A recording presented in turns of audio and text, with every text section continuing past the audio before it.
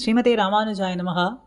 தினமும் வைணவம் என்கின்ற பகுதியிலே 12வது பகுதியாக நம் அத்தனை பேருக்கும் தஞ்சமாக இருக்கக்கூடியது எது, புகழாக இருக்கக்கூடியது எது, வாழக்கூடிய நாளிலேயும் சரி சரம தசையிலும் சரி நம் அத்தனை பேருக்குமே கதியாக இருக்கக்கூடியது எது அப்படிங்கிறத பல ஆச்சாரியர்கள் குரு பரம்பரையிலே வரக்கூடிய ஆச்சாரியர்களும் சரி அல்லாத ஆச்சாரியர்களும் சரி வைணவத்திற்காக தங்களுடைய உயிரை கூட ஈந்தவர்கள். அப்படிப்பட்ட ஆச்சாரியர்கள் அத்துணை பேருமே தங்களுக்கு தஞ்சமாக இருந்தது என்பதை ஏக கண்டமாக ஒரே குரலிலே நமக்கு காட்டி கொடுத்திருக்கிறார்கள். சரமோபாய நிர்ணயம் என்கின்ற கிரந்தம்.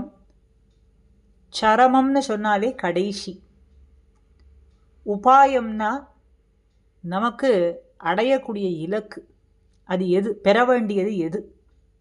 நிர்ணயம் என்றால் நிர்ணயிக்கக்கூடியது, அறுதியிட்டு சொல்றது. சரம உபாய நிர்ணயம் எதை நிர்ணயிக்கின்றது, யாரை பற்றி சொல்றார்கள் என்றால், சரம உபாய நிர்ணயம் என்கின்ற கிரந்தத்திலே சரமமான உபாயம் நமக்கு என்பதை ராமானுஜர் சுவாமி ராமானுஜரினுடைய திருவடித்தாமரைகளை தவிர வேறு ஒன்று இல்லை என்பதை சுவாமி நாயனார் ஆச்சான் பிள்ளை நமக்கு காட்டி கொடுக்கிறார். அதில் குரு பரம்பரையிலே அலங்கரித்தவரான ஒரு ஆச்சாரியர், அவர் வைபவத்திலே அவர் என்ன சொல்றார் என்பதைத்தான் இன்று அனுபவிக்க இருக்கோம்.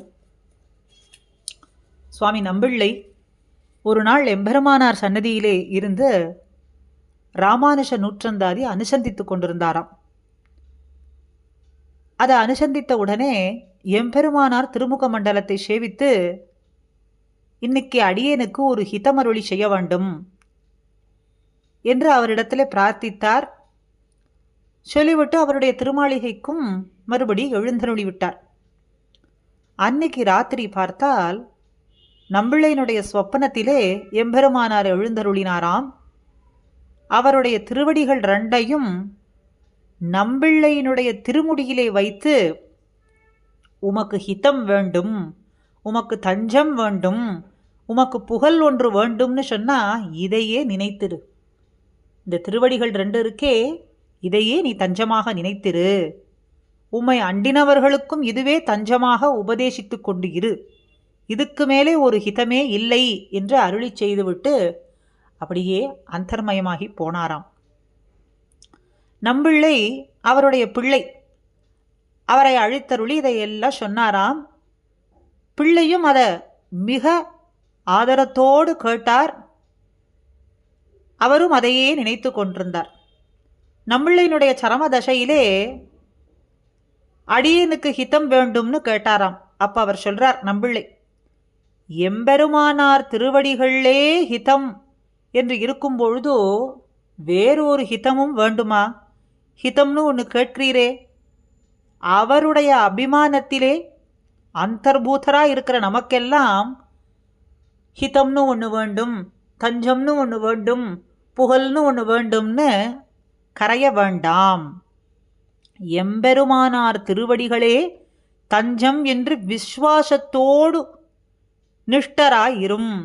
நான் பெற்ற பேரு நீரும் பெறுவீர் அப்படின்னு அருளி செய்தாராம்.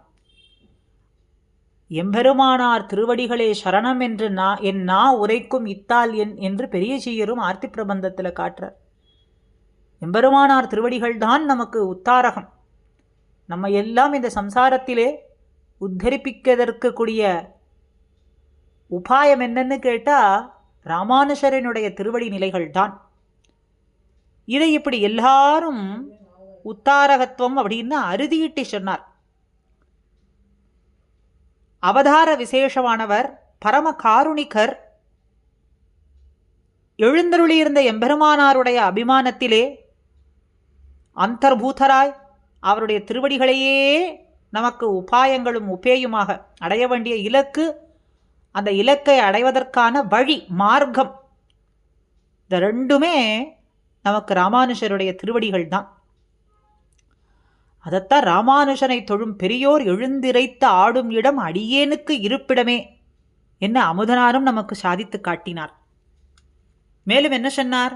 ராமானுஷன் புகழ் அன்றி என் வாய் கொஞ்சி பரவகில்லாது, அவனுடைய புகழையே என் நா சொல்லும்.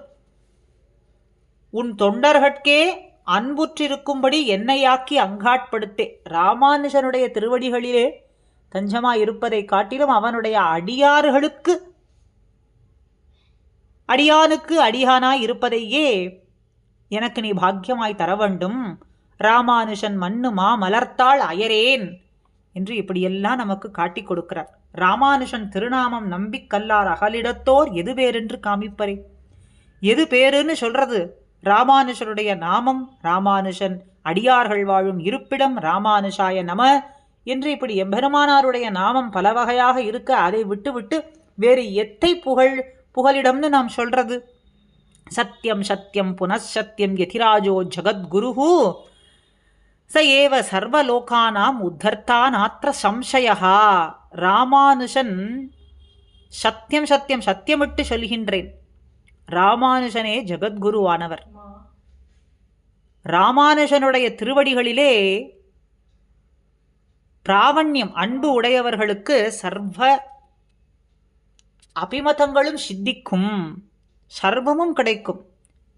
ஏன்னா சர்வமான உபாயமான ராமானுஷன் திருவடிகளே நமக்கு அத்தனையும் பெற்றுத்தரும். ராமானுஷனுடைய நாமம், ராமானுஷருடைய திருவடி தாமரைகள், ராமானுஷனுடைய அடியாருக்கு அடியாயிருப்பது என்று இப்படி எல்லா பேருமே நமக்கு கிடைக்கும் என்பதை ராமானுஷர் காலத்துக்கு முன்னே இருந்த ஆச்சாரியர்களும் சரி, ராமானுஷர் காலத்துக்கு பின்னே வந்த ஆச்சாரியர்களும் நமக்கு அறுதியிட்டு காட்டினார்கள்.